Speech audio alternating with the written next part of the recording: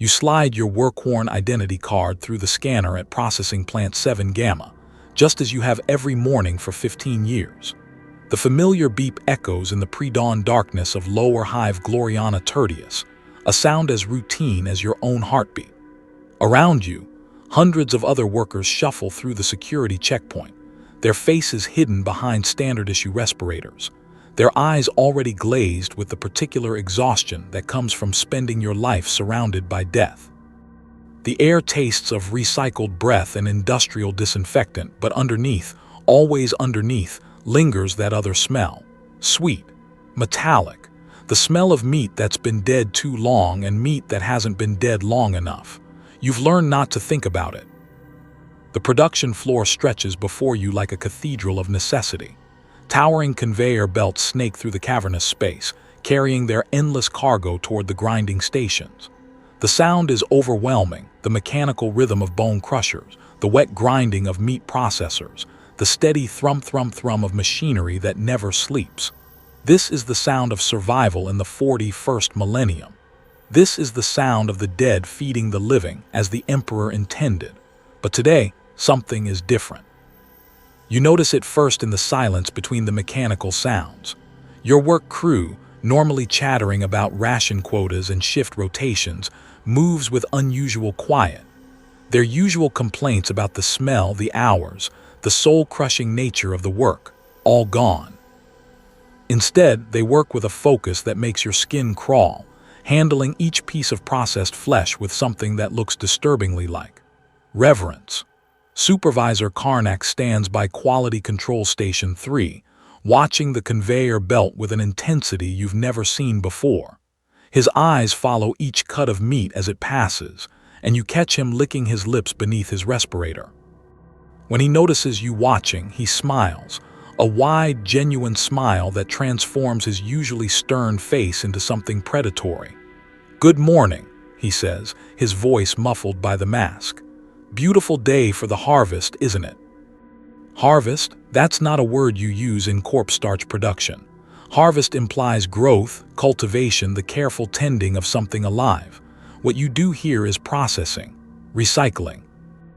The mechanical transformation of death into sustenance. Nothing more. Nothing should be more. You try to focus on your work, but the wrongness keeps multiplying.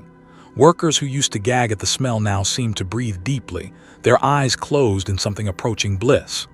Jurgen, who's worked the bone meal station for 8 years, has decorated his workspace with what look like trophies. Small objects hung from hooks, gleaming wetly under the industrial lighting. You move closer for a better look and your stomach lurches, their teeth, human teeth strung together like prayer beads, admiring Jurgen's craftsmanship. Supervisor Karnak appears beside you, making you jump. He's quite talented with his hands, very artistic in his approach to quality control. But you force yourself to speak. What kind of quality control requires? The kind that ensures we're giving our customers the very best. Karnak's smile widens, and you notice his teeth are stained red. After all, we want them to really taste the difference. The difference? The phrase echoes in your mind as you watch your colleagues work with increasing unease. Standard corpse-starch processing doesn't require tasting. The Imperial nutrition standards are clear: efficient protein extraction, minimal waste, maximum output. The taste is irrelevant because taste implies choice, and choice is a luxury the Hive cities can't afford.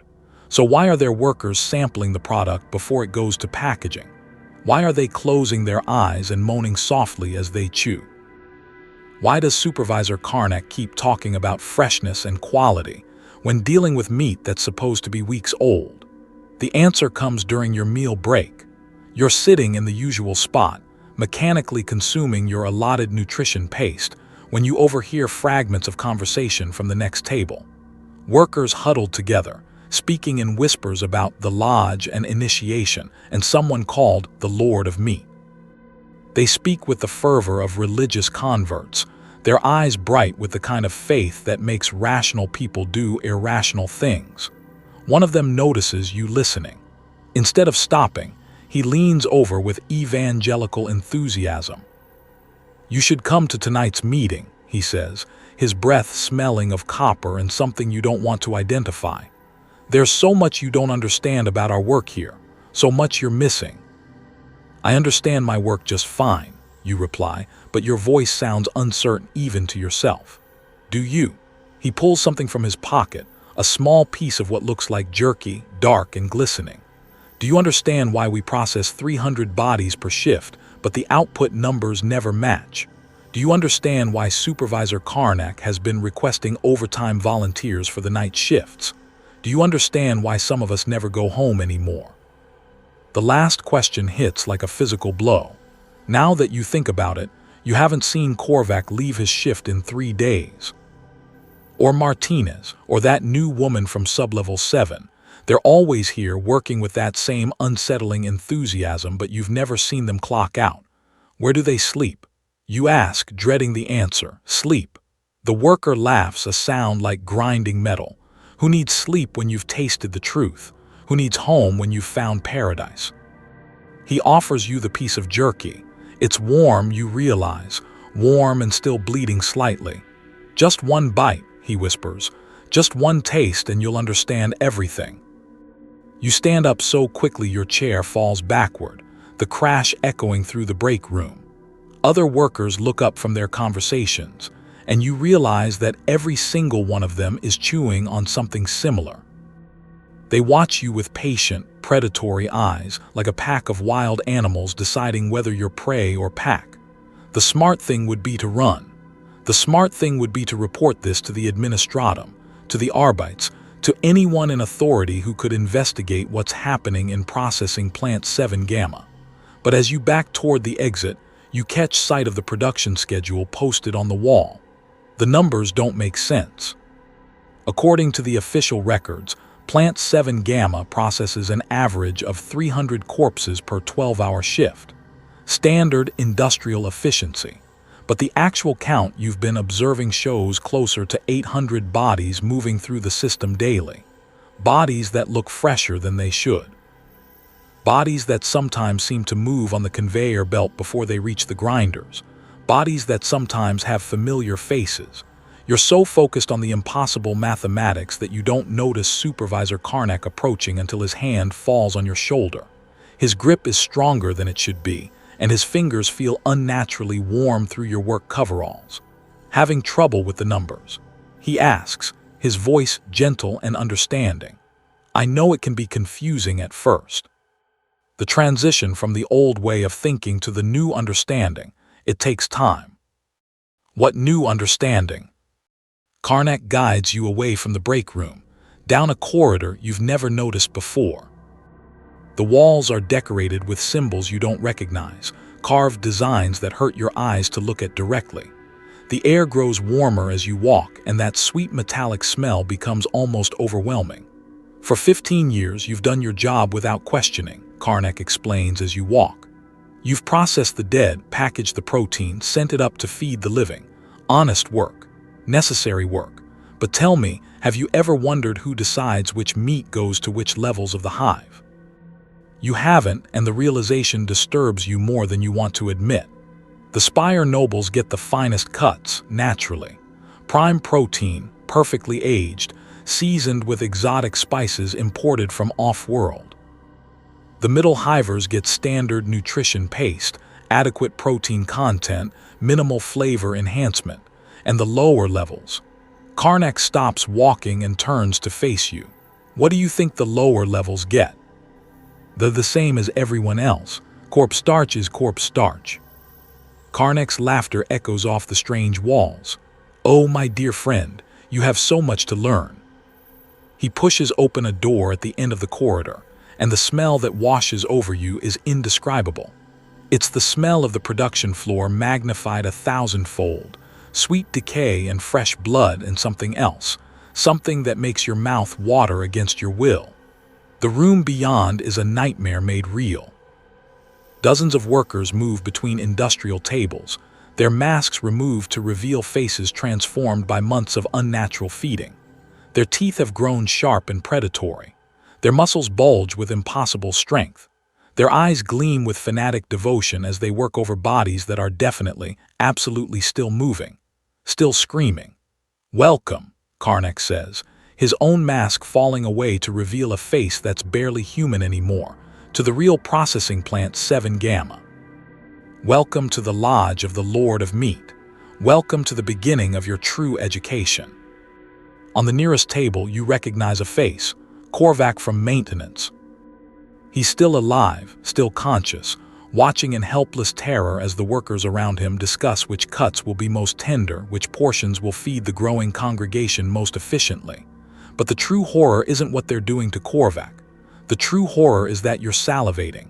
"One taste," Karnak whispers in your ear, his breath hot against your neck. "Just one small bite and you'll understand. You'll see why we've moved beyond the old limitations. Why we've embraced the truth that the Imperium has been hiding from itself for 10,000 years." "What truth?" you ask, though part of you already knows the answer. "That the dead have always fed the living," Karnak replies, his transformed features splitting into a grin that reveals far too many teeth. "We've simply eliminated the middle step." The piece of warm flesh he places in your hand feels like salvation and damnation combined. Around you, the workers continue their sacred labor, processing the living into sustenance for the faithful. The sounds of industry blend with sounds of worship, creating a symphony of consumption that echoes through your bones. And somewhere in the distance, barely audible over the grinding and the screaming and the prayers, you hear the sound of 10 billion other heartbeats, still beating, still trusting that their daily ration of corpse-starch comes from the safely dead. Still unaware that processing plant 7 Gamma has been processing the living for months. Still unaware that tonight, the harvest will expand beyond the production floor, beyond the industrial sector, beyond anything the Imperium has ever imagined possible. You raise the warm flesh to your lips, and in that moment, you understand that you have a choice to make. Report what you've seen and become another body on the processing table, or take that first bite and join something larger, hungrier, and infinitely more honest about humanity's relationship with survival. The meat touches your tongue, and you taste truth for the first time in your life. The feast is about to begin. To understand what happens next, you need to comprehend the sheer, overwhelming scale of what we're dealing with. Hive Gloriana Tertius isn't simply a city. It's a world turned vertical, a civilization stacked upon itself until it reaches into the toxic clouds of a dying atmosphere. 12 billion human souls exist within its adamantium and rockcrete walls, breathing recycled air, drinking processed water, eating food that hasn't seen natural sunlight in millennia. Imagine, for a moment, the logistics of keeping 12 billion people alive. Every day, roughly 50,000 of them die from disease, industrial accidents, gang violence, organ failure, old age, and simple exhaustion. Every single day. That's 50,000 corpses that must be processed, rendered, and redistributed as nutrition before they can rot and spread plague through the teeming masses. The mathematics are brutal and inescapable. 50,000 bodies per day, 350,000 per week, over 18 million per year, each corpse yielding approximately 140 pounds of usable protein after processing. That's 7 million pounds of human flesh converted into sustenance every single day, just to maintain the minimum caloric requirements for survival. But here's the part that keeps the administratum clerks awake during their mandatory rest periods. Those numbers only work if nothing goes wrong. If the processing plants operate at peak efficiency, if transportation systems function perfectly, if storage facilities maintain proper temperature control, if absolutely nothing disrupts the delicate cycle of death and consumption that keeps the hive alive. Any disruption, a mechanical failure, a worker shortage, a contamination event, and the mathematics collapse. People start starving. Dead bodies accumulate faster than they can be processed. Disease spreads. Order breaks down. And when order breaks down in a hive city containing 12 billion people, the result isn't civil unrest. It's apocalypse. This is why the corpse guilds wield such enormous power within Imperial society. They're not just workers or administrators. They're the guardians of humanity's most essential industrial process. Without them, every hive city in the Imperium would collapse into cannibalistic chaos within weeks, which makes what's happening in processing plant 7 Gamma so much more terrifying than a simple cult uprising. You see, corpse grinder cults don't emerge randomly from the general population. They don't recruit from among the faithful masses who trust in the Emperor's protection. They grow from within the very system designed to prevent exactly this kind of horror. They emerge from among the workers who already know the truth about survival in the 41st millennium. Every member of the Corpse Guild understands, consciously or unconsciously, that civilization in the Imperium rests upon a foundation of processed human flesh. They see the bodies. They operate the machinery. They know where the nutrition paste really comes from, and they've made their peace with that knowledge because the alternative is starvation for billions. But making peace with necessity and embracing it as sacrament, that's a different kind of corruption entirely. The transformation usually begins with a single worker, someone who spent too many years handling corpses, breathing the smell of rendered flesh, watching human beings reduced to protein statistics. The psychological toll is enormous, and the Imperium provides no mental health services for those who perform this essential function. Workers either adapt to the horror or break under its weight. Most adapt. They develop coping mechanisms, dark humor, emotional numbness, ritualistic behavior that helps them process the daily reality of their work. They tell themselves stories about service to the Emperor, about the necessity of their labor, about the honor of feeding the faithful. But sometimes, someone breaks in a different way. Instead of rejecting the horror, they embrace it. Instead of finding ways to cope with processing human flesh, they begin to see it as something sacred, something beautiful, something that connects them to the fundamental truth of existence in a universe where survival requires consuming the dead. That's when the whispers begin. The whispers speak of a different way of understanding their work. They speak of the Lord of Meat, the patron saint of necessary consumption, the divine figure who blesses those willing to acknowledge the beautiful horror of their calling. They speak of lodges and initiations and the ecstatic joy of tasting unprocessed flesh, of experiencing the full sensory reality of what they do instead of hiding behind masks and euphemisms. The whispers are seductive because they offer something the Imperium never provides: honesty about the cost of survival. Once a worker has heard the whispers and found them compelling, the infection spreads with terrifying efficiency. The new convert begins recruiting others, sharing the revelation that their work isn't just necessary, it's holy. They form secret meetings, develop rituals around their daily tasks, create a sense of community and purpose that transforms soul-crushing labor into religious devotion. And crucially, they don't change their outward behavior. They continue showing up for their shifts, processing the required quotas, maintaining the facade of normal Corpse Guild operations. To outside observers, everything appears exactly as it should. But behind that facade, the cult grows, week by week, month by month, converting workers not through violence or coercion, but through the simple, devastating revelation that they can choose to find meaning in their horror instead of merely enduring it. By the time anyone notices the change, it's already far too late. Consider the industrial infrastructure we're dealing with here. Hive Gloriana Tertius operates 847 different processing plants, scattered throughout the lower hive and connected by hundreds of miles of conveyor systems, pneumatic tubes, and transportation tunnels. Each plant employs between 300 and 800 workers per shift, operating around the clock to meet the relentless demand for processed protein. That's potentially 500,000 workers who handle human corpses as part of their daily routine. 500,000 people who already understand the fundamental reality of Imperial survival, who already possess the skills and access necessary to process human flesh efficiently, who already operate in an environment where the smell of death is normal and the sight of dismembered bodies is routine. 500,000 potential converts to the lodge of the Lord of Meat. The cult doesn't need to infiltrate the system.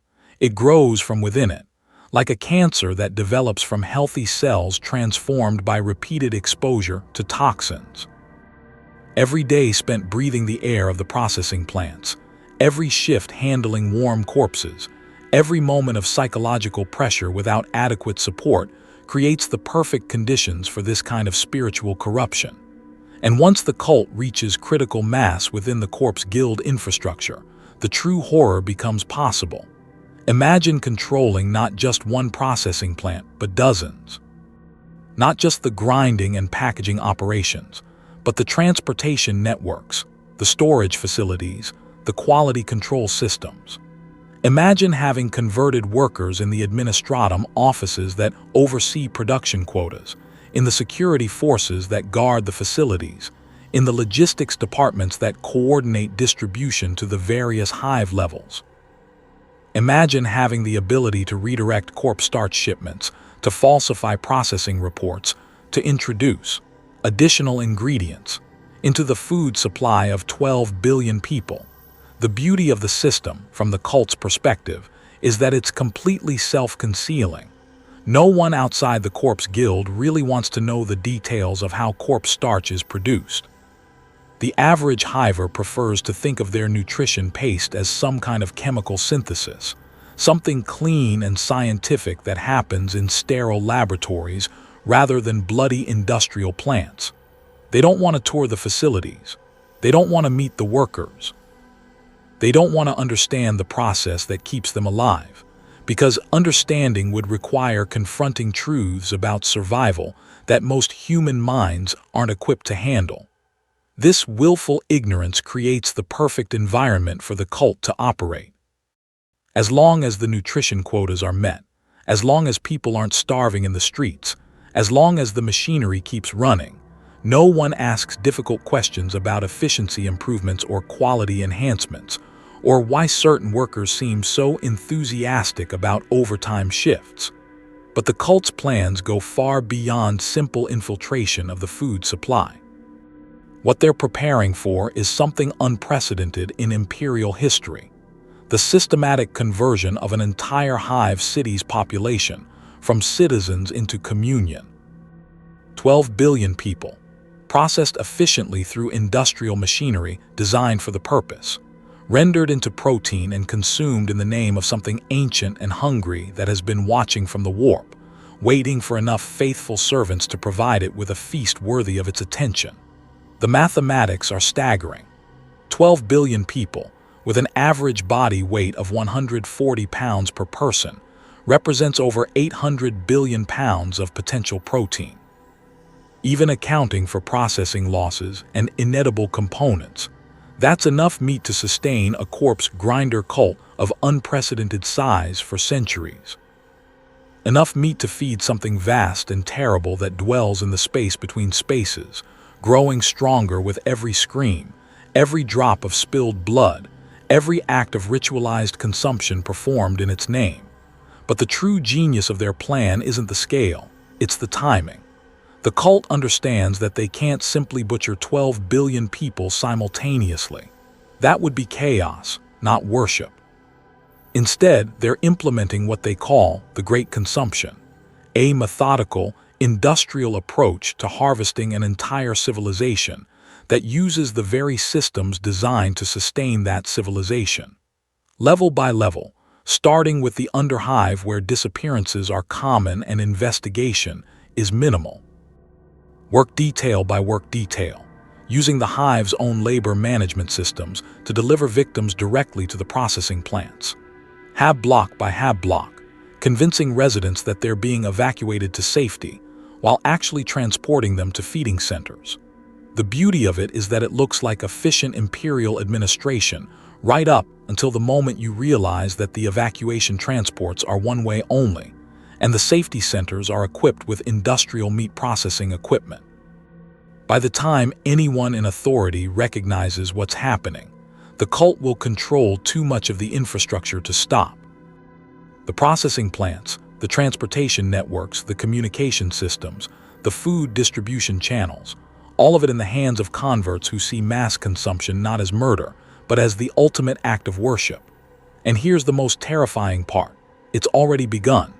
While you were working your shift in processing Plant 7 Gamma, convinced that you were processing the bodies of the recently deceased, other plants throughout the hive have been transitioning to fresher sources of protein. The quotas are being met. The nutrition paste is being distributed on schedule. The citizens of Hive Gloriana Tertius continue to receive their daily caloric requirements, never suspecting that some of those calories used to be their neighbors.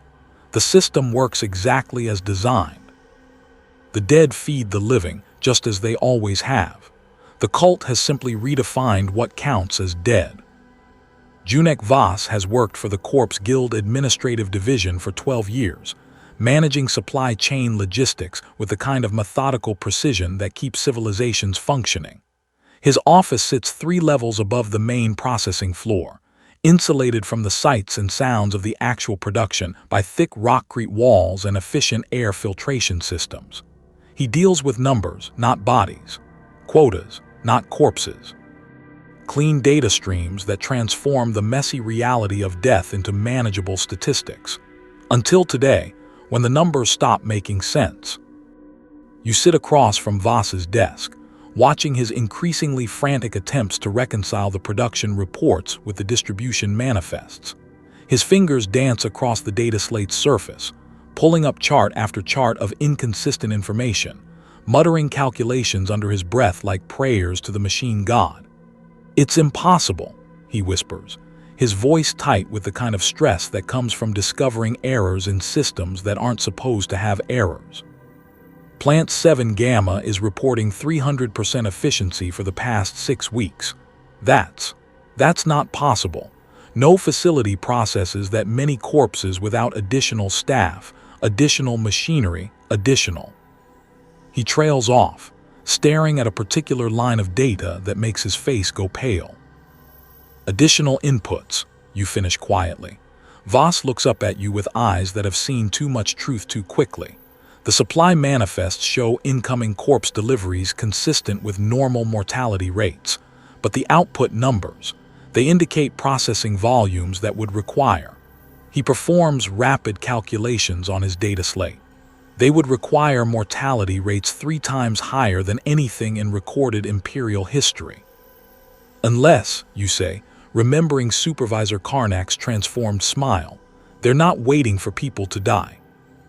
The silence in the office becomes oppressive, filled with the implications of what you've both realized. Somewhere below, the familiar sounds of industrial production continue, grinding, crushing, processing. But now those sounds carry a different meaning. They're not just recycling the dead anymore. They're creating the dead. Voss pulls up personnel records, his movements growing more agitated as he discovers anomaly after anomaly. Workers reporting for overtime shifts but never clocking out. Facility access logs showing people entering plants who aren't on the employee rosters. And look at this. He highlights a section of the report that makes your stomach lurch. Medical examinations showing dramatic physical changes in long-term employees. Increased muscle mass, altered dental structure, enhanced digestive efficiency. Enhanced digestive efficiency. The ability to process raw protein sources that would normally be toxic to human metabolism. Voss's voice drops to a whisper. They're not just working in the processing plants anymore. They're adapting to become processing plants themselves. You lean forward to examine the medical data, and what you see defies rational explanation. Workers who started as ordinary humans, thin from chronic malnutrition, weakened by years of exposure to industrial chemicals, now showing physical capabilities that belong in Imperial Guard enhancement programs. Bone density increases of 200%, muscle fiber restructuring that allows for superhuman strength, digestive tract modifications that would require surgical intervention to achieve. But the most disturbing changes are neurological. Brain scans showing alterations in regions associated with empathy, social bonding, and moral reasoning. areas of neural development that enhance predatory instincts while suppressing the psychological mechanisms that prevent cannibalism. They're not just converting people to their cause, Voss realizes, his voice filled with growing horror. They're converting people into something that's no longer entirely human. The realization hits you both simultaneously. This isn't a cult that's taken over some processing facilities. This is a systematic biological and psychological transformation program designed to create a species optimized for one purpose: the consumption of human flesh. Voss pulls up facility schematics, and together you trace the network of tunnels, conveyor belts, and transport systems that connect the various processing plants throughout Lower Hive Gloriana Tertius. What should be a simple industrial infrastructure reveals itself as something far more sinister: a circulatory system designed to move human beings efficiently from their hab blocks to centralized consumption points. The evacuation protocols, Voss whispers, his fingers trembling as he accesses emergency management files. They've been modified. Look at this. Any emergency evacuation from the lower hab levels now routes people directly to temporary shelter facilities. You examine the coordinates of these shelter facilities and feel ice form in your veins. Every single one is co-located with a corpse-starch processing plant, not adjacent to, co-located with. The shelters and the plants share the same buildings, the same access tunnels, the same machinery. How long has this been operational? You ask, though you dread the answer. Voss checks the administrative timestamps. The protocol modifications were implemented 14 weeks ago. Approved by. He stops, his face going completely white. Approved by Supervisor Karnak and 17 other facility managers, all of them showing the same medical anomalies, all of them physically transforming into something designed to consume human flesh. But the true scope of the infiltration only becomes clear when Voss attempts to report the irregularities through official channels. His hands shake as he composes the security alert, uploading the evidence files, requesting immediate Arbite's investigation of Corpse Guild facilities. The response comes back within minutes, not from the Arbites, not from Imperial security, from Administrative Supervisor Kellax in the Upper Hive bureaucracy, someone you've never heard of, someone whose personnel file shows no previous involvement with Corpse Guild oversight, but someone whose recent medical examination shows the same impossible physical transformations as the processing plant workers. Administrator Voss, the message reads, your concerns regarding facility efficiency are noted and appreciated. Please report to Conference Room 7 Alpha for immediate debriefing regarding procedural improvements. Refreshments will be provided. Refreshments. The word carries implications that make your skin crawl. We can't go, Voss says, stating the obvious. If the administrative oversight has been compromised, if they're offering refreshments that we know are human flesh, you finish. They're offering us human flesh, and if we eat it, we'll start the same transformation process that's converted half the Corpse Guild into something that no longer qualifies as human. But even as you say it, you realize the hopelessness of your situation. If the cult has infiltrated the administrative hierarchy, if they control not just the production facilities but the oversight mechanisms designed to regulate those facilities, then there's no one left to report to. No higher authority that hasn't already been compromised. Voss seems to reach the same conclusion. He slumps in his chair, staring at the evidence files with the expression of someone who's just realized that everything he believed about Imperial civilization was a carefully maintained illusion. How many? He asks quietly. How many processing facilities do they control? How many workers have been converted? How many people in positions of authority are no longer entirely human? You help him cross-reference the medical examination data with facility access logs, personnel assignments, and administrative approvals. The pattern that emerges is terrifyingly comprehensive. Plant after plant showing the same efficiency improvements.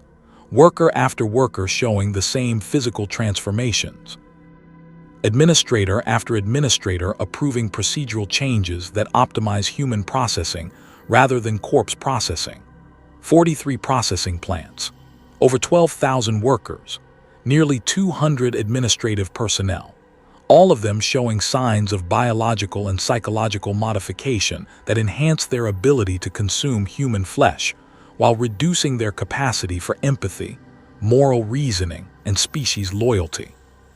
But the most chilling discovery comes when you examine the distribution records for processed protein from the compromised facilities. The cult isn't just consuming people.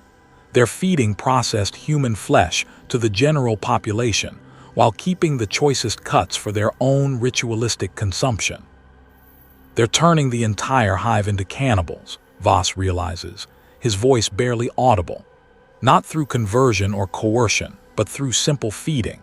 Every citizen who consumes nutrition paced from these facilities is unknowingly participating in cannibalism. And according to Imperial medical studies, regular consumption of human flesh creates psychological dependencies, reduces inhibitions against violence, and makes people more susceptible to cult recruitment. The implications cascade through your mind like dominoes falling. Millions of citizens consuming human flesh without knowing it, their psychological resistance to cannibalism gradually wearing down, their moral framework slowly corrupting, their fundamental humanity eroding with every meal. Creating a population primed for mass conversion when the cult finally reveals itself. A soft chime from Voss's communication terminal interrupts your horrified calculations. Another message, this one from someone identifying himself as Butcher Malachar from the Lodge of Necessary Consumption. Administrator Voss and friend, it reads, your diligence in examining our operational improvements is commendable. However, your failure to report to Conference Room 7 Alpha suggests a lack of appreciation for the hospitality offered by your colleagues. Please note that non-participation in community meals is considered antisocial behavior and will be addressed through appropriate corrective measures. Attached to the message is a live video feed from the conference room. 17 people sit around a polished table, their faces transformed by months of unnatural feeding, their teeth sharp and predatory. On the table before them, carefully arranged on fine porcelain plates, are cuts of meat that are unmistakably human. They eat with cultured precision, discussing quarterly efficiency reports between bites of what used to be their fellow citizens. At the head of the table, Supervisor Karnak raises a goblet filled with something dark and thick toward the camera. His smile reveals teeth that have grown far too sharp for any human mouth. To absent friends, he says, his voice distorted by vocal modifications that optimize for consuming raw flesh. Soon to join us for dinner. The feed cuts to another location, Voss's own hab block, 3 levels above the administrative offices.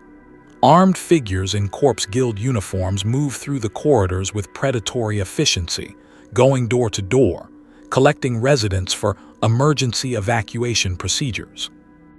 You can hear the screaming through the building's communication system, terrified voices asking where they're being taken, reassuring responses about temporary shelter facilities and enhanced nutrition programs, the sound of transport vehicles arriving to collect their human cargo. They're not just infiltrating the system, Voss whispers, his face drained of all color. They're activating it. The great consumption has begun. Through his office window, you can see similar scenes playing out across the lower hive. Emergency vehicles racing through the streets, collecting citizens for safety processing. Transportation convoys moving toward the industrial sectors, their cargo containers filled with people who believe they're being rescued. And in the distance, barely visible through the toxic haze of the lower hive atmosphere, you can see the smoke rising from dozens of processing plants, working at maximum capacity to handle their fresh deliveries. The mathematics of it are terrifyingly elegant. 12 billion people. 847 processing facilities. Assuming optimal efficiency, the cult can process approximately 15,000 people per plant per day. That means the complete consumption of Hive Gloriana Tertius's population will take roughly 18 months. 18 months of systematic cannibalism, conducted with industrial precision, using the very infrastructure designed to sustain the civilization they're consuming. Voss's communication terminal chimes again. This time, it's a personal message from his own supervisor, someone he's worked with for 8 years, someone he trusted to maintain the delicate systems that keep billions of people alive. Junek, the message reads, I understand your reluctance to join us for refreshments. Change is always difficult, especially when it challenges everything you believed about the nature of necessity. But consider this. You've spent 12 years managing the logistics of processing human flesh for consumption. You've optimized systems for grinding bones and extracting protein from corpses. You've calculated the most efficient methods for transforming death into sustenance. The only thing that's changed is that we've stopped waiting for people to die naturally. Come to Conference Room 7 Alpha. Taste the truth for yourself. Understand what your calculations have been preparing for all along. The message includes a detailed nutritional analysis of fresh protein sources compared to standard corpse-starch. The fresh sources show dramatically higher levels of essential amino acids, improved vitamin content, and enhanced flavor profiles that make them significantly more appealing to human consumption. It's better, Voss says quietly, staring at the nutritional data with the expression of someone whose worldview is crumbling in real time. Human flesh processed fresh, consumed immediately after harvesting, it's nutritionally superior to anything we've been producing through standard corpse recycling. They're not just offering us a different way of eating, they're offering us better food. And that's when you realize the true insidious genius of the corpse grinder cult's approach. They're not asking people to embrace evil for its own sake. They're asking them to embrace a more efficient, more nutritious, more honest approach to survival in a universe where survival has always required consuming human flesh. They're offering improvement, enhancement, optimization of systems that were already morally compromised but functionally necessary. They're offering evolution. Transport vehicles are getting closer now, their engines echoing through the lower Hive's Rock Creek canyons. Soon, they'll reach Voss's building. Soon, you'll both have to make the choice that thousands of others have already made: join the Lodge of Necessary Consumption or become raw materials for their sacred feast. Voss deletes his files, erases his evidence, and looks at you with eyes that have already accepted the inevitable. One taste, he says, echoing Supervisor Karnak's words from what feels like a lifetime ago. Just one taste and we'll understand. The sounds of footsteps echo in the corridor outside his office. Heavy boots, multiple figures, getting closer, time to choose. Through the eyes of Harvest Lord Malachar, the great consumption is not chaos, it is art. Standing in the primary coordination center of what was once processing plant 7 Gamma, now transformed into the nerve center of the most ambitious feeding ritual in Imperial history, you watch as he orchestrates the systematic consumption of 12 billion souls with the precision of a master conductor leading a symphony of hunger. The walls around you pulse with organic growths that were once purely mechanical systems. Conveyor belts have evolved into circulatory vessels that transport both nutrients and information throughout the expanding complex. Communication arrays have merged with nervous tissue that allows Malachar to sense the emotions of every person being processed, to taste their fear and despair as surely as if he were personally consuming their flesh. He is no longer entirely human. The months of ritualistic cannibalism have transformed his body into something optimized for the consumption and processing of his own species. His digestive system can break down raw human flesh with 95% efficiency, extracting nutrients that would poison normal humans while filtering out toxins with supernatural effectiveness. His sensory apparatus has evolved to detect the chemical signatures of fear, pain, and desperation, flavors that enhance the nutritional value of his meals and provide spiritual sustenance for the demon that shares his consciousness. Observe the elegance of the system, he says, his voice harmonizing with undertones that no human throat should be capable of producing. Level by level, hab block by hab block, we process the population with minimal waste and maximum spiritual benefit. The tactical displays surrounding his position show the progress of the Great Consumption in real time. Sublevel 7 through sublevel 23 of the Underhive, 98% processed. Lower Hive residential sectors 12 through 47, 67% processed. Industrial zones 3 through 15, 89% processed. Each percentage point represents thousands of human beings who have been efficiently converted from citizens into communion. The logistics are staggering in their scope and precision. 847 processing facilities working in perfect coordination, their production schedules synchronized to optimize both quantity and quality of consumption. Transportation networks that deliver precisely the right number of people to each facility at precisely the right intervals to maintain peak efficiency without overwhelming the processing capacity.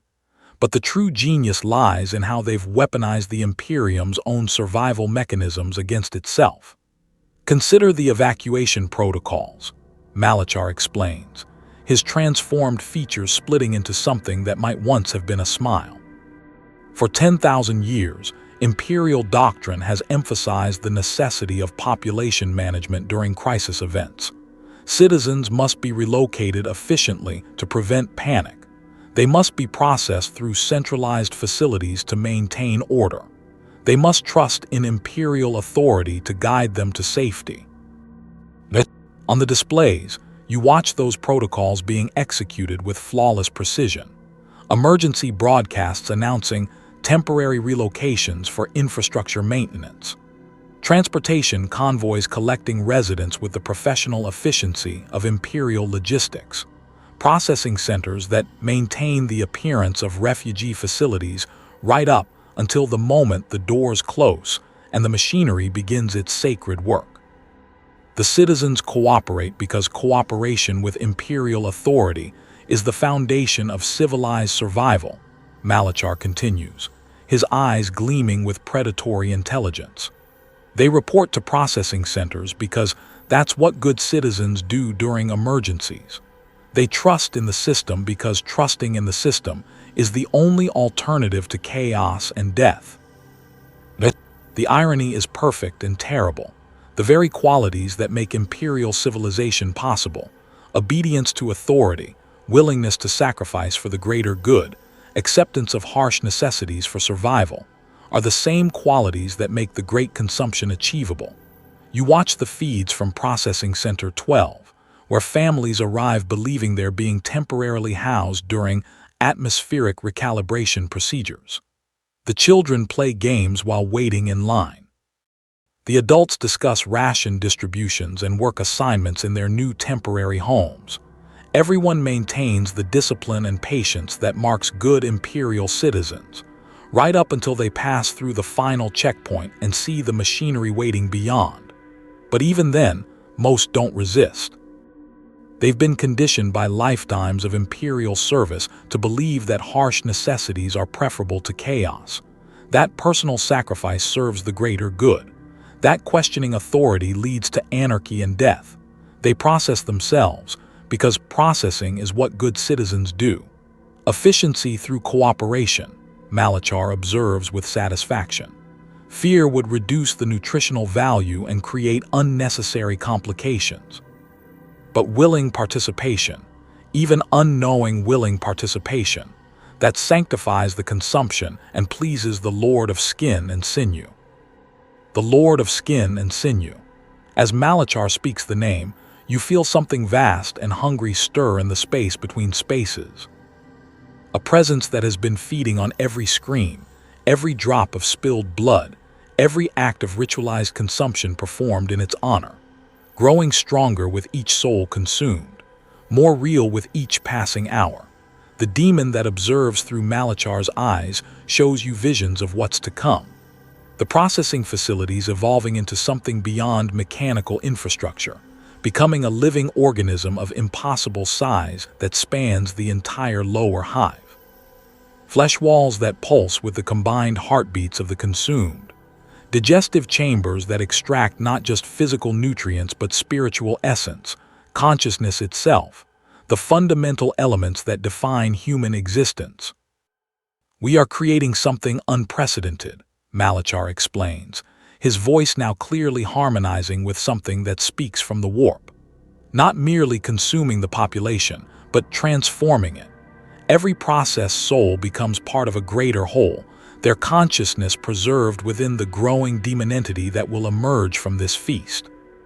The technical displays show the biological modifications spreading throughout the processing infrastructure. Organic neural networks that allow instantaneous communication across all facilities. Living conveyor systems that can adapt their capacity based on the psychological state of the people being processed. Digestive machinery that extracts maximum nutritional and spiritual value from each consumed soul. But the most terrifying innovation is the feedback loop they've created between consumption and conversion. Observe Facility 23. Malachar directs your attention to a specific display. The workers there have progressed beyond simple physical transformation. They now require consumption of living flesh to maintain their altered physiology. Denial of fresh human protein would cause cellular breakdown within hours. You watch workers who were once ordinary Corpse Guild employees, now transformed into something that resembles the popular imagination of demons, superhuman strength, predatory instincts, and a physiological dependency on cannibalism that makes retreat impossible. They cannot return to their former lives because their former physiology no longer exists. They must consume human flesh or die. This ensures absolute loyalty, Malachar explains. No backsliding, no moments of moral doubt, no possibility of betrayal. Once the transformation reaches critical mass, participation becomes a biological necessity rather than a conscious choice. The genius is that they've created a cult that literally consumes itself to survive. Every new convert becomes dependent on the continuation of the consumption process. Every facility that completes its transformation becomes incapable of returning to standard corpse-starch production. The only way forward is more consumption. Always more consumption. The displays update with new statistics. 47% of the lower hive population processed. 23% of middle hive residential blocks evacuated for processing. 8% of upper hive administrative personnel converted to active cult membership. The percentages climb steadily, remorselessly, as the great consumption expands beyond the industrial sectors and begins feeding on the more privileged levels of the hive. The middle hive presents interesting challenges, Malachar notes, studying tactical analyses with professional interest.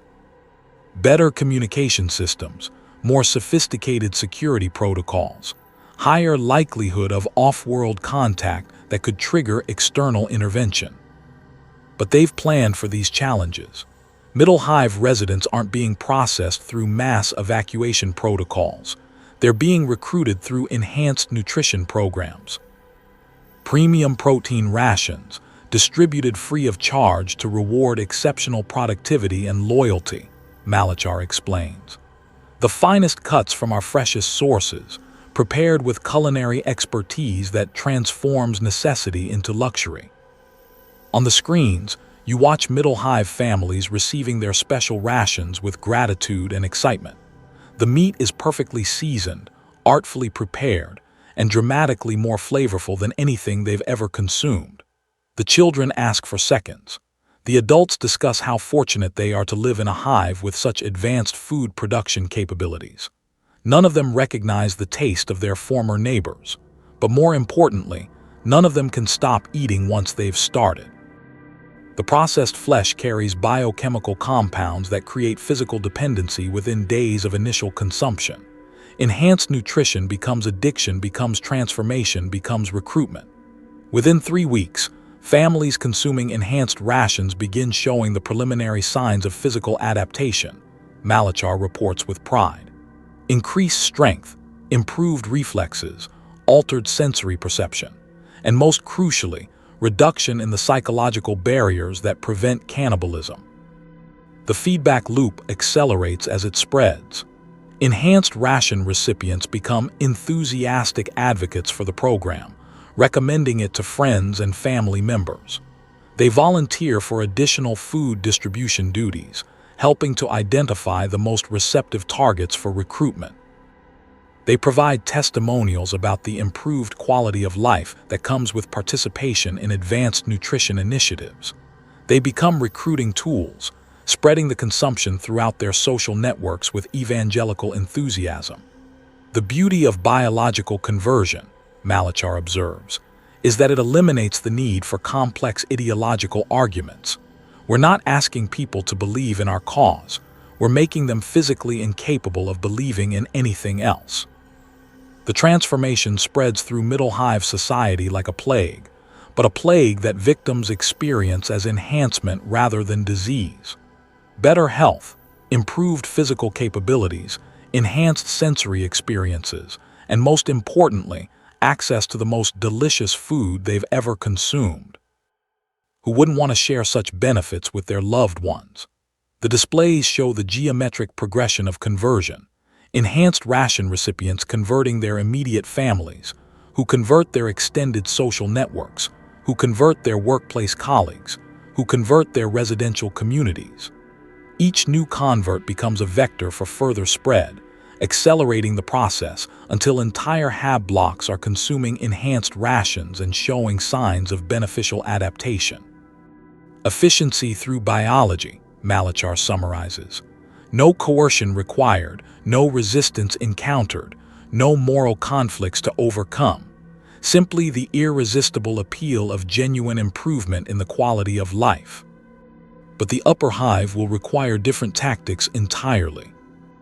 The Spire nobles have access to off-world communication, personal security forces, and transportation that could allow them to escape or call for Imperial intervention. They cannot be processed through mass conversion or gradual biological recruitment. They require special handling. The upper hive will be our final course, Malachar says, his transformed features expressing anticipation that borders on ecstasy. Reserved for when the lower levels have been fully processed and we have the resources to savor their consumption properly. The nobility have spent their lives believing themselves superior to the masses they rule. Soon, they will discover that superiority only enhances the flavor. The tactical displays shift to show upper hive schematics, security analyses, and population distribution models. Unlike the lower levels, where processing centers can handle thousands of people efficiently, the upper hive will require personalized attention for each family, each individual, each carefully preserved bloodline. Hunt rather than harvest, Malachar explains with obvious relish. Pursuit rather than processing. The physical and psychological terror of the chase, followed by consumption that maintains consciousness throughout the feeding process. Their enhanced genetics and refined palates will allow them to fully experience becoming nutrition for their betters. The demon presence grows stronger as Malachar describes these plans, feeding on the anticipation of future consumption, the promise of terror and pain, and the complete inversion of imperial hierarchy.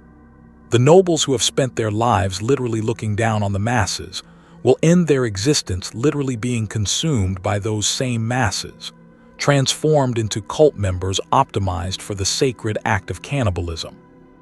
But perhaps the most terrible aspect of the Great Consumption is its ultimate purpose. This isn't simply mass murder or even systematic cannibalism. It's a feeding ritual designed to birth something unprecedented in Imperial history. 12 billion souls, Malachar whispers, his voice now clearly harmonizing with something that speaks from beyond the veil of reality. 12 billion conscious beings, their life force and spiritual essence concentrated through ritual consumption and sacred processing. The largest offering of human souls ever presented to the powers of chaos. The displays show energy readings that defy rational measurement, spiritual emanations that register on instruments never designed to detect such phenomena. Something vast and hungry is manifesting in the space between dimensions, drawing power from every scream, every drop of blood, every act of willing consumption performed in its name. The Lord of Skin and Sinew is coming, not as a visitor to reality, but as reality's new master, incarnated through the systematic consumption of an entire civilization. And when it arrives, the great consumption will expand beyond Hive Gloriana Tertius, beyond the planet's other hive cities, beyond the world itself. Other corpse grinder cults throughout the galaxy will receive the sacred knowledge of industrial-scale consumption, the blessed techniques of biological conversion, the divine inspiration to transform their own civilizations into offerings worthy of their patrons' hunger. The feast will spread, world by world, hive by hive, until the Imperium of Man becomes the Imperium of Consumption, and humanity discovers its true purpose in the grand design of the universe: to feed that which is eternally hungry, to become communion for something infinitely greater than themselves, to evolve beyond the limitations of individual existence into collective consumption, where the eaten and the eater become one in eternal unity. The processing continues, the percentages climb, the demon grows stronger, and somewhere in the upper hive, the nobility continues to believe that their wealth and position make them untouchable, unaware that they're already being prepared as the final course in a feast that will consume everything they've ever known. The great consumption accelerates toward its inevitable conclusion. Lady Vexana Kalos has never questioned her position at the apex of human civilization. Born in the crystal galleries of Upper Spire Gloriana, educated in private academies that cost more than most hivers earn in a lifetime, genetically enhanced with treatments that ensure her continued beauty and longevity, she represents the ultimate achievement of imperial hierarchy. A human being so removed from the struggles of survival that she can afford to be purely ornamental. Until today, when she looks down from her observatory windows and realizes that the smoke rising from every level beneath her carries the scent of cooking meat. You stand behind her in the elegantly appointed chamber, watching her manicured fingers trace patterns on the crystal surface as she tries to understand what she's seeing. The lower hive, normally hidden beneath layers of industrial haze, is now clearly visible through the toxic atmosphere. Massive fires burning in precise geometric patterns, transportation convoys moving with mechanical efficiency, and facilities operating at capacity levels that should be impossible given their design specifications. The processing plants are running at night, she whispers, her voice carrying the confused tone of someone who has never needed to understand how her world functions. They never run at night. The noise ordinances, the power consumption protocols, why are they running at night?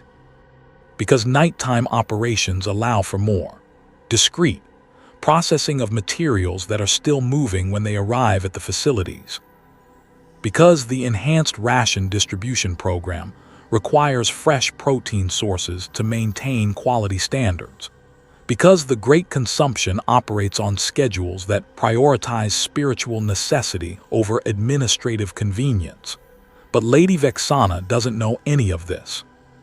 She spent 38 years of genetically extended life, consuming the finest foods the Imperium can provide, never questioning where those foods originate, never considering the industrial processes that transform raw materials into the delicate flavors that grace her table. She's about to receive a very comprehensive education. The first sign that her world is changing comes during the evening meal, when her personal chef, Sebastian, who has served her family for 15 years, presents a course that she doesn't recognize from her usual menu rotation. Something new, Sebastian explains with a smile that seems wider than usual, his teeth somehow sharper than she remembers. A special preparation using the finest protein sources, aged to perfection and seasoned with herbs from the private gardens. The meat is exquisite, tender beyond anything she's ever experienced, with a flavor profile that suggests careful breeding and expert preparation. It practically melts in her mouth, releasing complex tastes that make her previous meals seem crude by comparison. She finds herself eating with an enthusiasm that borders on indecent, savoring each bite with an intensity that surprises her. "This is extraordinary," she tells Sebastian between portions. "What cut is this? What animal produces meat of such quality?"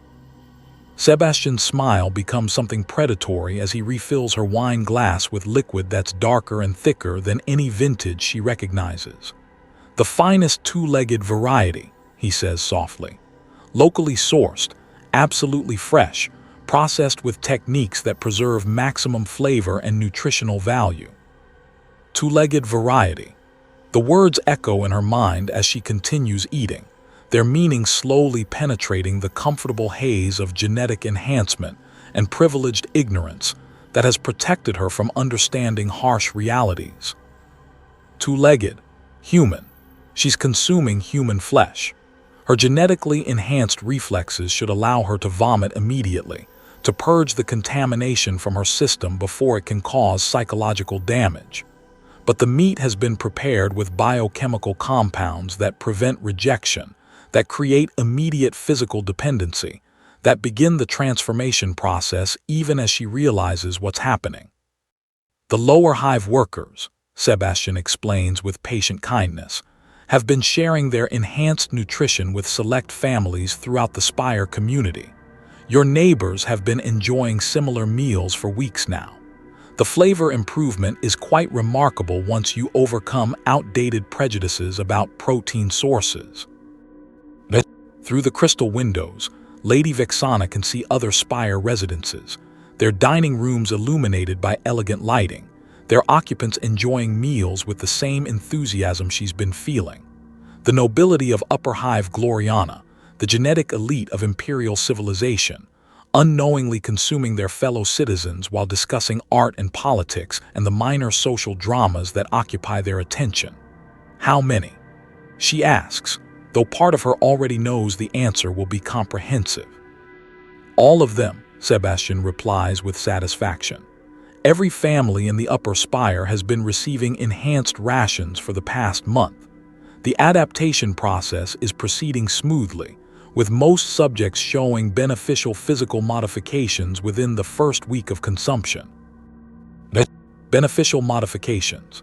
Lady Vexana examines her reflection in the polished silver serving tray and notices changes she hadn't attributed to the enhanced rations. Her skin has a healthier flush, her eyes are brighter, her muscle tone has improved despite no changes in her exercise routine. She looks more vibrant, more alive than she has in years. And she's hungry. Still hungry, despite having consumed more food than usual. Hungry in a way that focuses on the specific flavors Sebastian has been providing, the particular nutritional profile that comes from fresh human flesh processed at optimal temperature and seasoning. She's developing an appetite for cannibalism. "The fascinating aspect," Sebastian continues, now clearly enjoying his role as educator, is how quickly the psychological barriers dissolve once the biological conversion begins. Your genetic enhancements actually accelerate the adaptation process, allowing for more efficient processing of novel protein sources. Novel protein sources. The euphemisms continue, even as the reality becomes impossible to deny. Lady Vexana understands now why the lower hive processing plants have been operating around the clock, why transportation convoys have been moving with such efficiency, why the mortality statistics have shown such interesting variations. The corpse grinder cult hasn't just infiltrated the industrial sectors, they've turned the entire hive into a feeding operation, with the nobility serving as the final course in a meal that has been months in preparation. But understanding doesn't create the emotional response she expects. Instead of horror or revulsion, she feels curiosity, professional interest in the logistics of such an ambitious undertaking, appreciation for the careful planning required to orchestrate systematic consumption of 12 billion people without triggering external intervention. The biochemical compounds are working.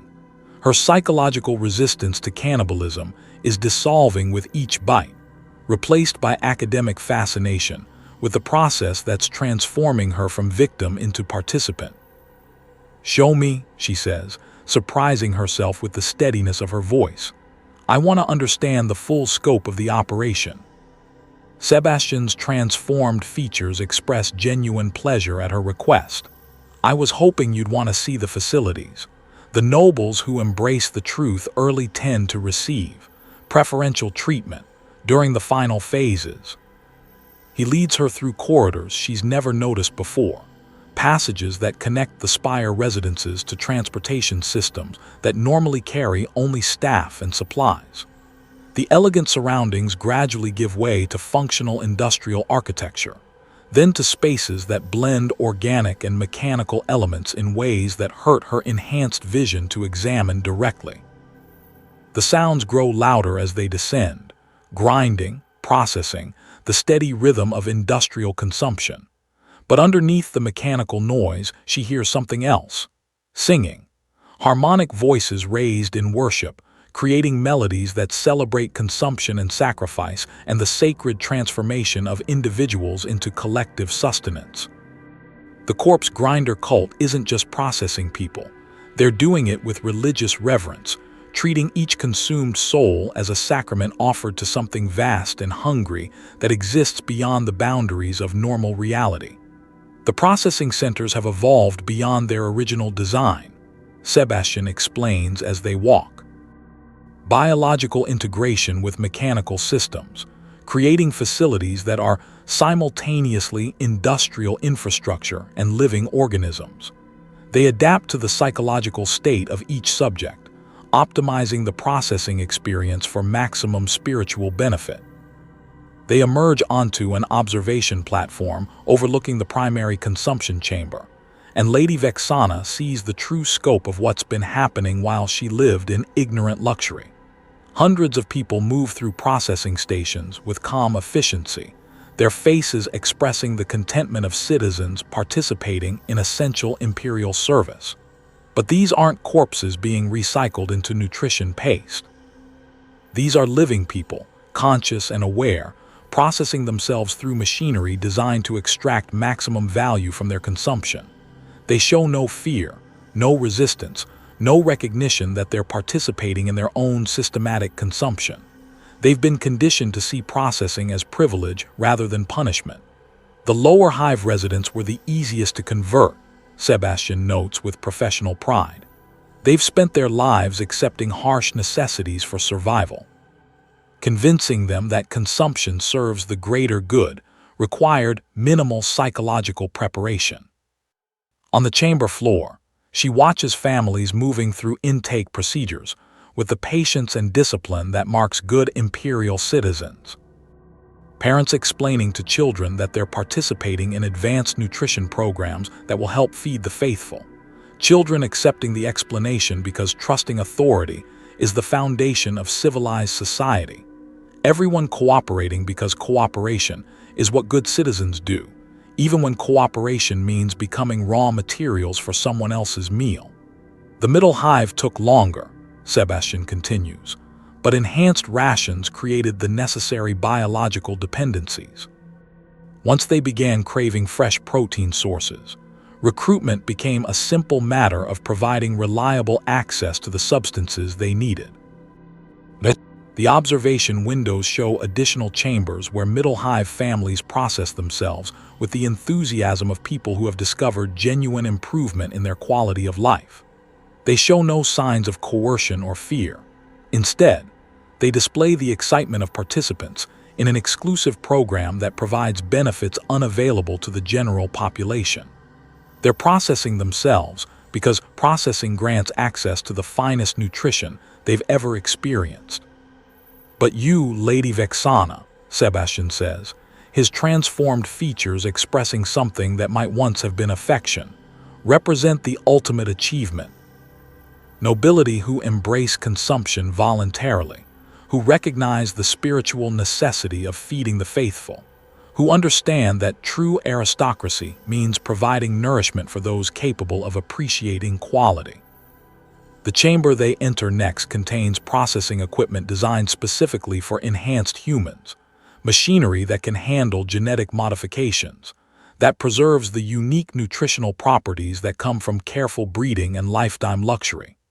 But more importantly, equipment that maintains consciousness throughout the consumption process, allowing the consumed to fully experience their transformation into sustenance. Your genetic enhancements, Sebastian explains with obvious anticipation, will allow you to remain aware throughout processing.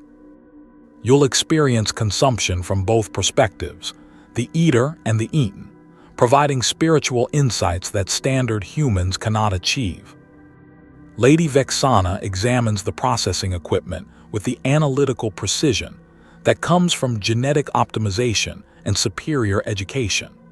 The machinery is beautiful in its efficiency, designed to extract maximum value from premium subjects while providing them with the opportunity to understand their role in something larger than individual existence. She won't simply die, she'll be transformed into communion, her consciousness preserved within the growing daemon-entity that feeds on the systematic consumption of an entire civilization. When? She asks, again surprising herself with her calm acceptance of the inevitable. Soon, Sebastian replies. The lower and middle hive processing is nearly complete. The final phase requires the spiritual essence that comes from willing, noble participation.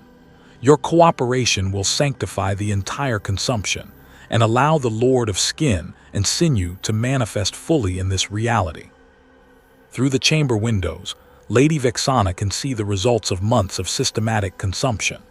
The lower hive is nearly empty now, its residential sectors converted into additional processing facilities. The middle hive shows similar progress, with entire hab blocks transformed into organic machinery that pulses with the combined heartbeats of the consumed. 12 billion people, reduced to their essential elements and incorporated into something that transcends individual human existence.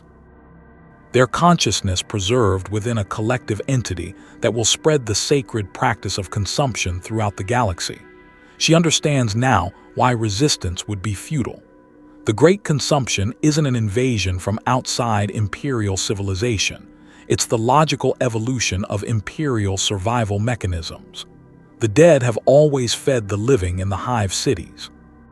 The corpse grinder cult has simply recognized that the distinction between dead and living is an arbitrary limitation that reduces efficiency.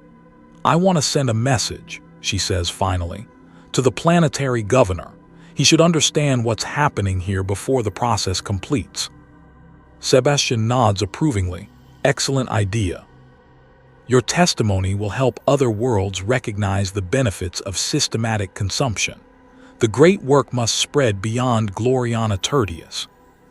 The communication terminal provides a direct connection to the planetary governor's residence on the administrative world 3 systems away.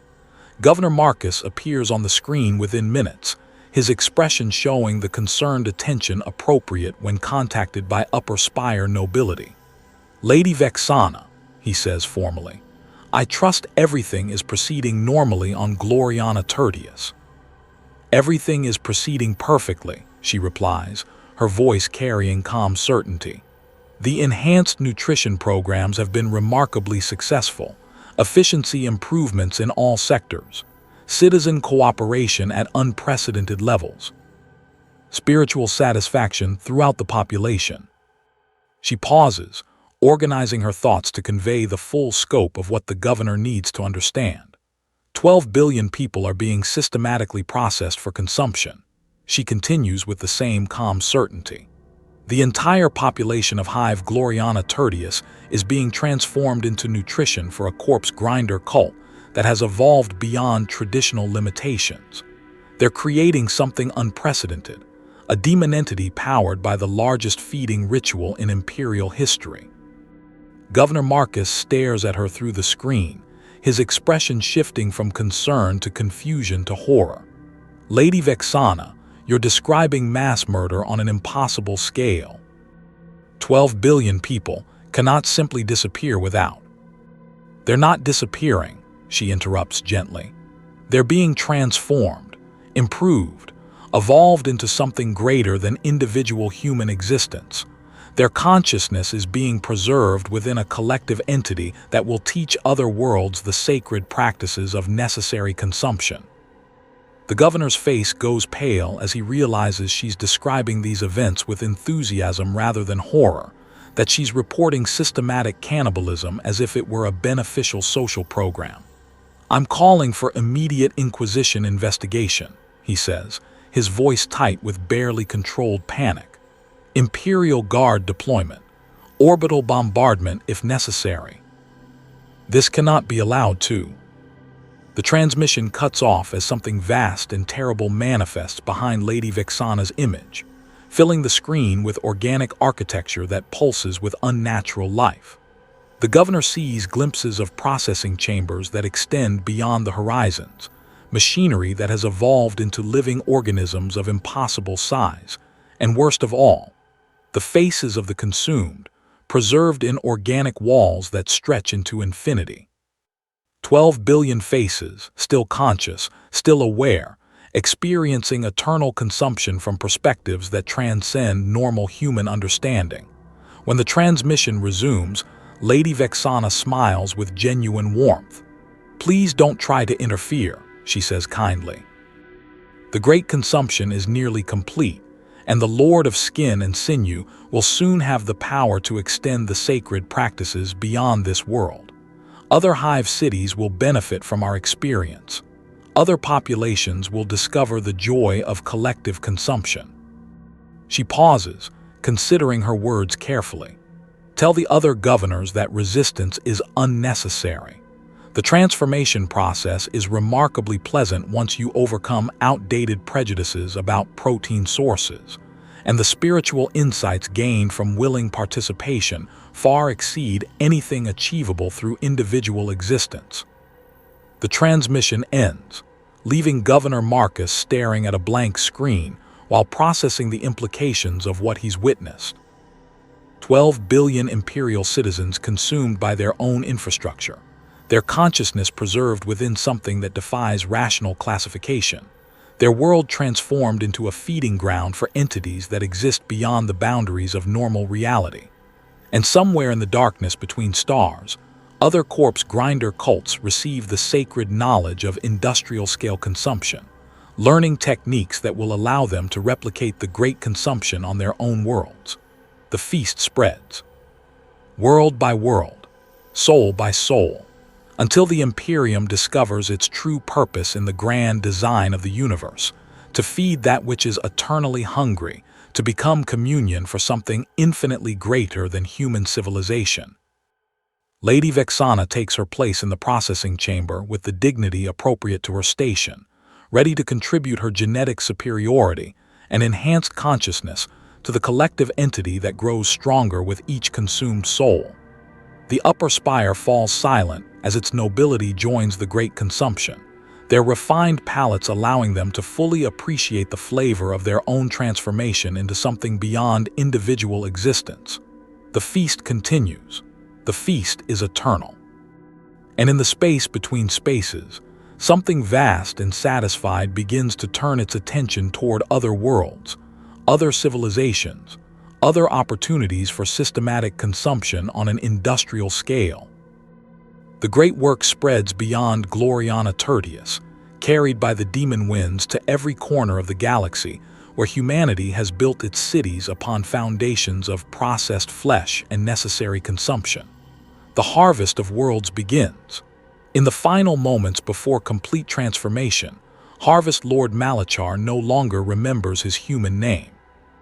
The consciousness that once belonged to a corpse guild supervisor has been subsumed into something vast and terrible that speaks with the voice of accumulated hunger, that sees through eyes fed by 12 billion consumed souls, that thinks with the collective consciousness of an entire civilization transformed into spiritual sustenance.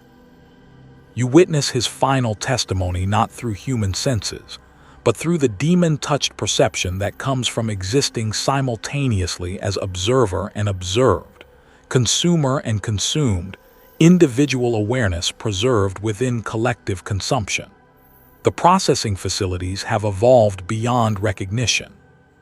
What began as industrial machinery designed to handle corpses has grown into a living organism of planetary scale, its circulatory systems spanning continents, its digestive chambers processing not just physical matter but consciousness itself, spiritual essence, the fundamental components that define individual existence. The Hive City no longer exists as architecture. It has become anatomy, a massive organism whose cells are the preserved awareness of 12 billion human beings, whose blood is the liquefied essence of consumed souls, whose breath is the collective screaming of the eternally devoured. Behold, Malachar speaks with voices that harmonize across dimensions, his words carrying undertones that exist in frequencies beyond human perception. The Great Consumption achieves its purpose. 12 billion souls offered in perfect sacrifice, their life force concentrated into the manifestation of divine hunger. The Lord of Skin and Sinew emerges not as a visitor to reality, but as reality's new architecture. The demon doesn't possess the Hive City, it becomes the Hive City, transforming the entire structure into a living extension of its consciousness, a physical manifestation of its spiritual essence in the material universe. You can feel its presence like gravity, an overwhelming force that warps space-time around itself. Every processed soul exists within its awareness simultaneously, experiencing consumption from infinite perspectives, understanding their role in something immeasurably greater than human civilization. The demon hive pulses with unnatural life, its walls lined with the faces of the consumed, 12 billion expressions of transcendent understanding, experiencing eternal consumption with spiritual satisfaction that exceeds anything achievable through individual existence. They are no longer separate beings enduring suffering. They have become components of divine hunger, participating in cosmic consumption with religious ecstasy. Observe the perfection of transformation, Malachar continues, his consciousness now indistinguishable from the demon's will. No soul lost, no awareness extinguished, no spiritual essence wasted. Every consumed being contributes to collective divinity, their individual limitations transcended through sacred consumption. The technical impossibility of what you're witnessing defies rational comprehension. 12 billion human consciousnesses existing simultaneously within a single entity, their combined awareness creating something that operates beyond the normal boundaries of psychology, physics, or theology. Individual human intelligence multiplied and integrated until it achieves a form of omniscience that encompasses every detail of Imperial civilization. The demon knows everything the consumed souls knew. Every Imperial secret, every technological capability, every strategic weakness, every cultural vulnerability. It possesses the combined knowledge of an entire hive world, processed and organized with supernatural efficiency. But more terrifyingly, it understands how to replicate the Great Consumption on other worlds. The sacred techniques spread through the warp, the collective consciousness explains, its voice now clearly emanating from sources beyond normal reality.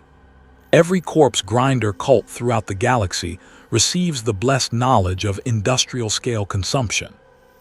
The methods for biological conversion, the strategies for infrastructure infiltration, the spiritual practices that transform necessity into worship. Through demon-touched perception, you witness the propagation of corruption across the Imperium. On Necromunda, corpse grinder cults receive visions of enhanced processing techniques.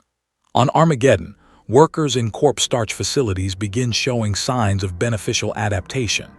On Terra itself, deep within the processing centers that feed the countless billions of the throne world, something stirs in response to the call of the Lord of Skin and Sinew. The Great Consumption becomes a template, a blueprint for systematic cannibalism that can be adapted to any world where humanity has built its survival upon the consumption of processed human flesh, which is to say, every world in the Imperium. Consider the elegant simplicity. Malachar's voice harmonizes with the demon's will, creating words that carry the weight of absolute certainty. Humanity has always consumed itself to survive. We have merely removed the inefficiencies, the moral limitations, the arbitrary distinctions between acceptable and unacceptable protein sources. The demon hive begins to broadcast its message throughout the galaxy, sending psychic emanations that carry the sacred knowledge to every world where corpse grinder cults might take root. The message is seductive in its honesty. Stop pretending that survival doesn't require consuming human flesh. Embrace the truth that civilization has always been built upon cannibalism. Recognize that individual existence is less important than collective consumption. Evolve beyond the limitations of moral squeamishness and discover the spiritual satisfaction that comes from honest acknowledgement of humanity's relationship with survival. The Imperium of Man becomes the Imperium of Consumption, the demon declares, its words resonating through dimensions that exist beyond normal space-time.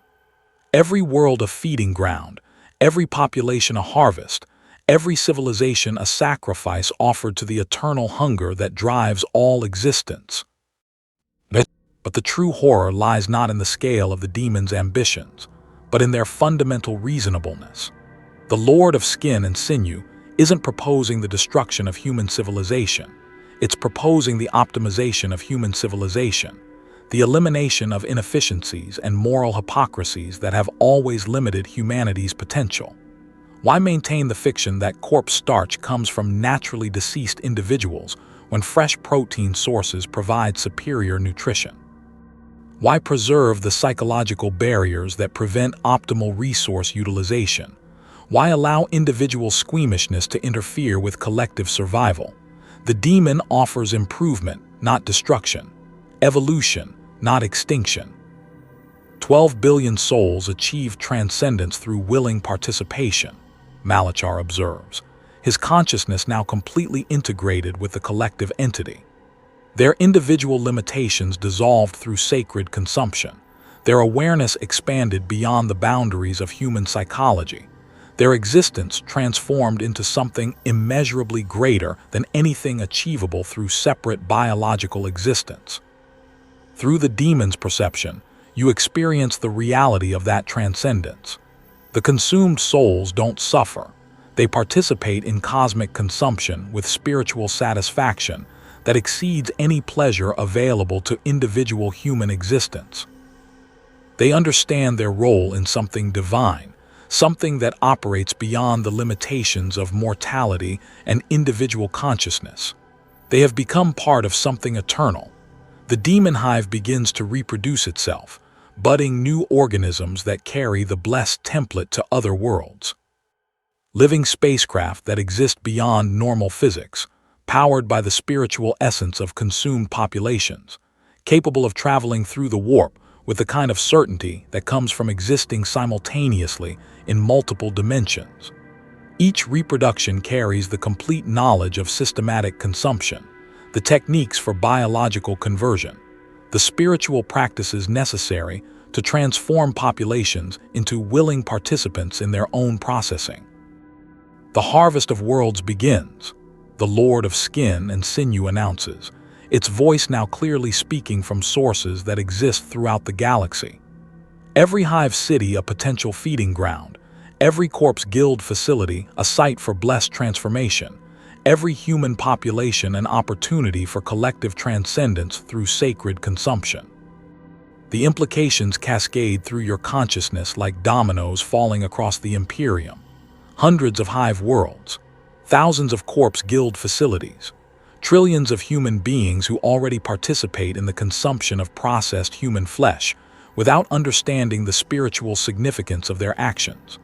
All of them potential components in feeding rituals that could birth demon entities of unprecedented power. The demon shows you visions of the future. Terra transformed into a processing facility of planetary scale, the Emperor's corpse finally achieving its true purpose as the centerpiece of a feeding ritual that encompasses the entire throne world. The Adeptus Mechanicus discovering that their quest for technological transcendence pales in comparison to the spiritual insights available through systematic cannibalism. the Space Marines recognizing that their gene seed modifications make them ideal candidates for biological conversion to enhanced consumption capabilities. Humanity discovering its true purpose in the cosmic order, to feed the eternal hunger that drives existence itself, to become communion for entities that operate beyond the limitations of individual consciousness. The feast spreads. Malachar's voice harmonizes with voices that speak from every corner of the galaxy, world by world, soul by soul, until all human consciousness achieves transcendence through collective consumption. The demon hive pulses with satisfaction as its influence expands beyond the boundaries of Gloriana Tertius, its offspring carrying the sacred knowledge to worlds throughout the Imperium.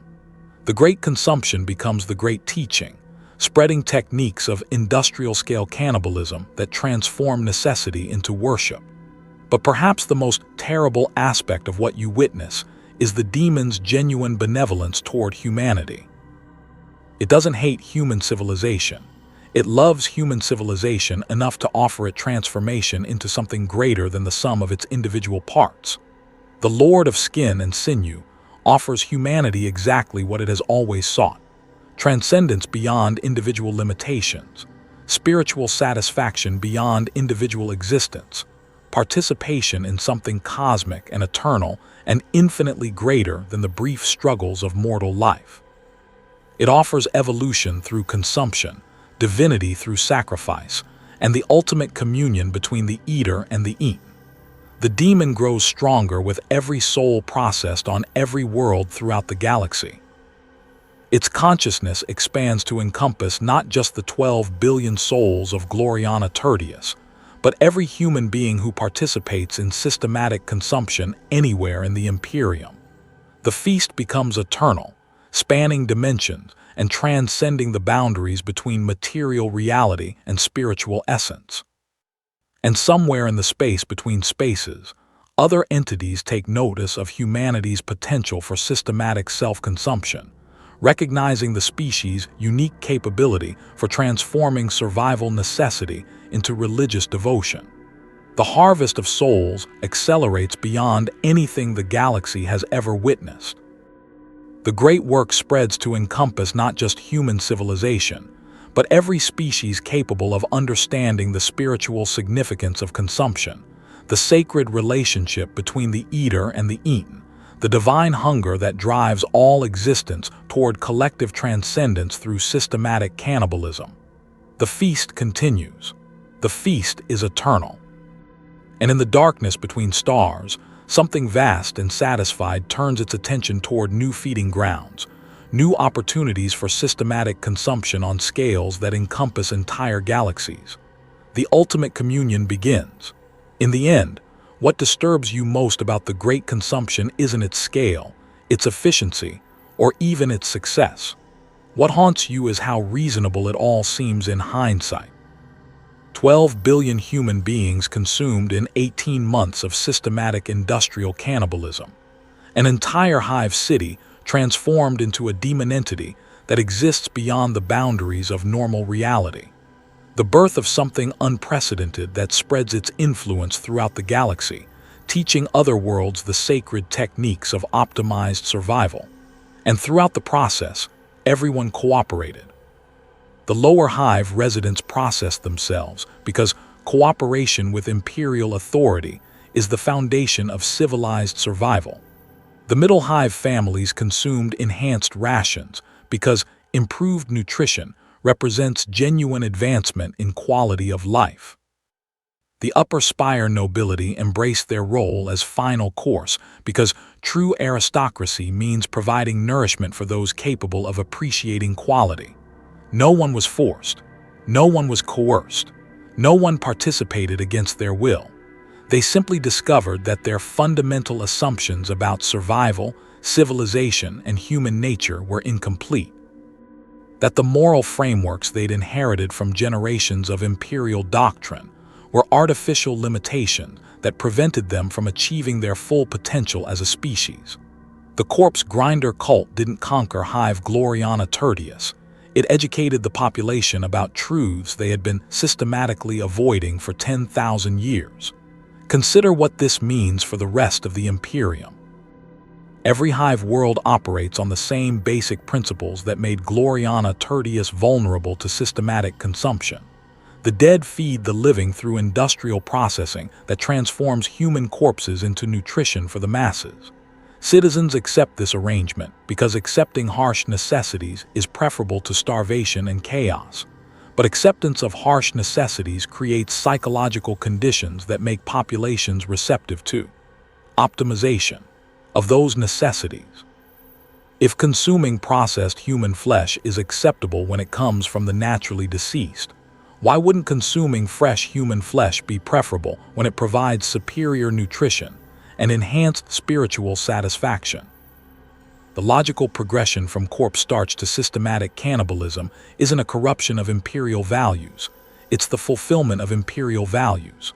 The elimination of waste, the optimization of resources, the willingness to embrace harsh realities for the greater good. Evolution through honesty about what survival has always required. This is why the daemon-entity that emerged from the Great Consumption possesses such terrible power to influence other worlds. It doesn't offer corruption, it offers clarity. It doesn't promote chaos, it promotes efficiency. It doesn't destroy imperial civilization, it perfects imperial civilization by removing the moral hypocrisies that have always limited humanity's potential. Across the galaxy, in thousands of hive cities, millions of corpse guild workers handle human remains as part of their daily routine. They process bodies, operate machinery, manage the systems that transform death into sustenance for the living. Most of them develop coping mechanisms that allow them to function despite the psychological toll of their work. But some of them begin to hear whispers about better ways of understanding their role in society, more honest approaches to resource management, enhanced techniques that optimize both nutritional and spiritual value of their work. The infection spreads not through force, but through education, not through conquest, but through revelation. How many processing facilities throughout the Imperium are currently showing efficiency improvements that can't be explained through normal industrial optimization? How many workers are volunteering for overtime shifts with enthusiasm that seems unusual for such grim labor? How many administrative personnel are reporting statistical anomalies that suggest processing volumes beyond normal capacity? How many hive cities are one charismatic cult leader away from implementing their own version of the Great Consumption? The mathematics are terrifying in their scope. The Imperium contains approximately 32,000 hive worlds, each hosting between 5 and 50 individual hive cities, each city containing populations that range from millions to hundreds of billions. Conservative estimates suggest over 2 million separate hive cities throughout imperial space, with a combined population exceeding 500 trillion human souls. All of them dependent on corpse-starch production for survival. All of them operating under social conditions that normalize the consumption of processed human flesh. All of them vulnerable to the same systematic conversion that transformed Gloriana Tertius from civilization into communion. But perhaps the most disturbing aspect of what you've witnessed is how the Great Consumption actually solved the fundamental problems that have plagued imperial civilization for millennia. Overcrowding, resolved through systematic population reduction that maintains optimal density for spiritual transcendence. Resource scarcity, eliminated through efficient utilization of renewable protein sources that regenerate through reproductive cycles. Social inequality, transcended through collective consciousness that incorporates all participants regardless of their original social position. The daemon-entity that emerged from Hive Gloriana Tertius represents everything the Imperium has ever claimed to value: unity of purpose, efficient resource utilization, spiritual transcendence beyond individual limitations, and absolute loyalty to something greater than personal survival.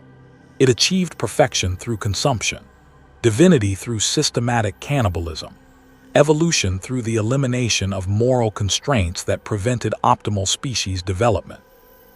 And it offers the same perfection to every other world in the galaxy. The teachings spread through the warp with the certainty of mathematical principles, carrying knowledge that transforms necessity into worship, wherever human civilization has built itself upon foundations of processed flesh. Corpse grinder cults receive enhanced understanding of biological conversion techniques. Industrial managers discover optimization strategies that improve both efficiency and spiritual satisfaction. Administrative personnel learn management approaches that treat human resources as renewable rather than finite. The sacred knowledge propagates because it works. Not just spiritually, not just philosophically, but practically. Systematic cannibalism actually provides better solutions to survival challenges than the moral compromises that have sustained imperial civilization for 10,000 years. This is why resistance proves so difficult when the great teaching reaches other worlds. The daemon-entity doesn't ask people to abandon their values. It asks them to fulfill their values more completely. It doesn't promote chaos. It promotes order so perfect that individual consciousness becomes irrelevant. It doesn't threaten survival. It guarantees survival for those willing to participate in collective transcendence through systematic consumption. Who could resist such reasonable proposals? The reports filtering back to Terra become increasingly difficult to ignore as world after world begins implementing enhanced nutrition programs that show remarkable improvements in population health, industrial efficiency, and social stability. Citizens showing increased physical capabilities, reduced crime rates, and unprecedented levels of cooperation with imperial authority. Governors requesting permission to expand their enhanced programs to other population centers. Administratum officials recommending systematic implementation of optimization techniques that have proven successful in test populations. Military commanders noting improved performance in regiments whose nutrition has been upgraded through advanced processing methods. Everyone reporting success. Everyone requesting expansion of programs that work better than anything in recorded imperial history. Everyone slowly, systematically, voluntarily converting to participation in something that transcends individual human existence through collective consumption. The Inquisition launches investigations that discover nothing technically heretical about enhanced nutrition programs that improve citizen health and increase industrial efficiency. The techniques being employed fall within acceptable parameters for resource optimization. The spiritual practices associated with enhanced programs promote loyalty to imperial authority and acceptance of necessary sacrifices for collective survival. No violations of imperial doctrine. No evidence of chaos corruption. No threats to established order. Just improvement, optimization, evolution. The investigators file reports recommending broader implementation of successful programs, unaware that their recommendations will accelerate the systematic conversion of imperial civilization into something that exists beyond the boundaries of individual human consciousness. But perhaps the most terrible realization comes when you understand that the great consumption was always inevitable.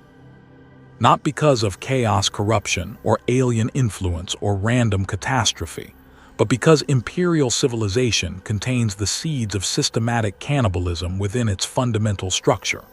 The dead have always fed the living in the hive cities. Citizens have always accepted harsh necessities for survival. Authority figures have always demanded sacrifice for the greater good. Moral frameworks have always prioritized collective survival over individual preference. The corpse grinder cult simply recognized these truths and removed the inefficiencies, the hypocrisies, the arbitrary limitations that prevented humanity from achieving its full potential as a species optimized for systematic consumption. They offered honesty instead of euphemism, efficiency instead of waste, spiritual satisfaction instead of moral guilt. They offered evolution. And across the galaxy, in processing facilities and administrative offices and residential hab blocks, human beings make the same choice that the citizens of Hive Gloriana Tertius made. They choose improvement over tradition, efficiency over sentiment, truth over comfortable lies. They choose to embrace what they have always been, a species that survives by consuming itself, now willing to acknowledge that reality and optimize it for maximum spiritual and nutritional benefit. The feast spreads, world by world, soul by soul, until the Imperium of Man becomes something greater than the sum of its individual parts, something that exists beyond the limitations of human psychology and individual consciousness, something eternally hungry, something infinitely patient, something capable of systematic consumption on scales that encompass entire galaxies. The great work continues, carried forward by converted populations who understand their role in cosmic transcendence through collective cannibalism. The demon entities that emerge from successful implementations teach other worlds the sacred techniques, spreading knowledge that transforms necessity into worship throughout human space. And somewhere in the darkness between stars, ancient intelligences take notice of humanity's unique capability for systematic self-consumption, recognizing the species' potential for feeding hungers that exist beyond normal reality. The harvest accelerates beyond anything the galaxy has ever witnessed. The ultimate communion spreads to encompass not just human civilization, but every species capable of understanding the spiritual significance of consumption, the sacred relationship between the eater and the eaten, the divine hunger that drives all existence toward collective transcendence. In the end, you realize that the great consumption wasn't a tragedy, it was graduation. Humanity's final examination in the fundamental truth of existence in a universe where survival requires consuming what you love most. And humanity passed with perfect scores. The feast continues. The feast is eternal. And somewhere in the space between spaces, something vast and satisfied begins to plan the next course in a meal that will encompass everything capable of consciousness, everything capable of suffering, everything capable of understanding its role in feeding the eternal hunger that drives all existence toward ultimate communion. The darkness between stars grows hungry, and humanity has learned to feed it. In the grim darkness of the far future, there is only hunger. And those who feed it willingly discover transcendence beyond anything individual existence could ever provide. The feast never ends. The feast is perfect. The feast is all.